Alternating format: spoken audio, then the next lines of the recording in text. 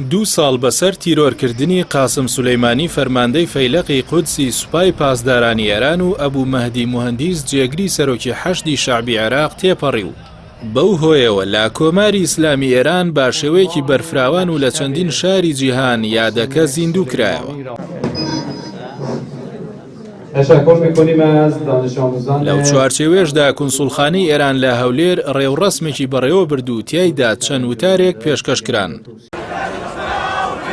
هاوکات بە هەزاران هاوڵاتی شیعە مەزهەبی عێراقی لە گۆڕەپانێکی نزیک فڕۆکەخانەی نێودەوڵەتی بەغداد کۆبوونەوە و یادەکەیان زیندوو کردەوە. فالح فەیاز سەرۆکی دەستەی حەشدی شەعبی لەو بۆنێدا ڕایگەیاند تیرۆرکردنی سەرکردەکانیان ڕاستیەکی نوێی سەپاند کە چیتر ناتوانن خواستی چوونە دەرەوەی هێزە بیانیەکان لە عێراق دوابخەن. هاوکات بەو بۆنێەوە بەرهەم ساڵح سەرۆکۆماری عێراق بەیاننامێکی بڵاو کردەوە و لە بەشێکی بەیاننامەکەدا ئاماژەی بە هەوڵەکانی ئەو دوو سەرکردەیە داوە لە ڕوبەڕووبوونەوەی هێرشەکانی داعش هەر لە سەرەتای سەرهەڵدانیەوە. بەرهەم ساڵح جەختی کردوێتەوە لەوەی بۆنەکە هاوکاتە لەگەڵ نزیکبوونەوەی یەکەم کۆبوونەوەی ئەنجومەنی نوێنەران و پێگهێنانی حکومەتێکی نوێی عێراق و داوای کرد لە پێناو ئاشتی کۆمەڵایەتی و ڕێگرتن لە دەستدرێژی پاژماوەکانی تیرۆر بۆ تێکدانی ئاسایش ڕیزەکانیان یەک بخەن. لەلایەکی دیکەوە کازم غەریبابادی یاریدەدەری سەرۆکی دەسەڵاتی دادوەری ئێران ڕایگەیاند 125 گومان لێکرا و تۆمەتباریان دیاری کردووە کە تێوەگلاون لە تیرۆرکردنی قاسم سولەیمانی و دۆناڵد ترامپ سەرۆکی پێشووی ئەمریکاش لەو ناوانەدایە وتیشی جگە لە تۆمەتبار و گومان لێکراوەکان چەند دەوڵەتێکیش دەستیان لە پرۆسەکەدا هەبووە کە ئێستا بە دوواداچوونیان بۆ دەکرێت.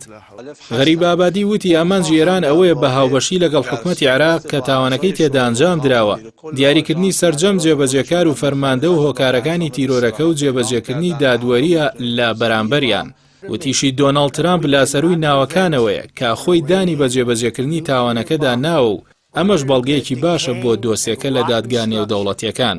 وەک تۆڵەکردنەوەیەکیش ڕۆژی دووشەمە گروپێکی ئەلکترۆنی نزیک لە ئێران هەواڵی هاکردنی دوو پێگەی هەواڵی جۆرشەلیم پۆست و معاریفی سەر بە ئیسرائیلی ڕاگەیاند و وێنێکی لەسەر ئەو دوو پێگەیە بڵاو کردەوە کە ئاماژە بوو بە هەڕەشەکردن لە ئیسرائیل وەک تۆڵەسەندنەوەیەک بۆ خوێنی قاسم سولەیمانی و ئەبوو مەهدی موهەندیس. لە وێنەکەدا موشەکێک ئاڕاستی بنکەیەکی ناوچی ئیسرائیل دەکرێت و لەسەری نووسراوە ئێمە بە جۆرێک لێتان نزیکین کە بیرتان لێ نەکردووەتەوە.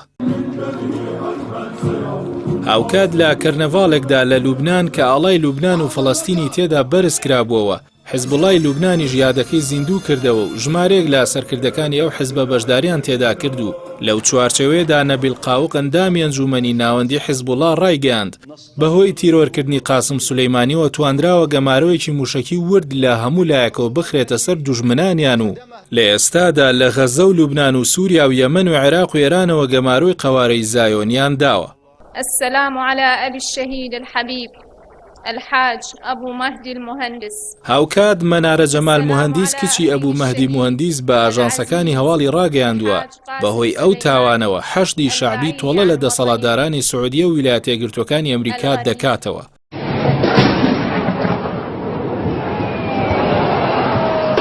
بەر لە 2 ساڵ و لە ڕۆژی 3 کانونی دووەمدا لە نزیک فڕۆکەخانی بەغدای پایتەختی عێراق قاسم سولەیمانی فەرماندەی سوپای قودسی ئێران و ئەبوو مەهدی موهەندیس جێگری سەرۆکی حەشدی شەعبی لە هێرشێکی ئاسمانی ئەمریکا تیرۆر کران.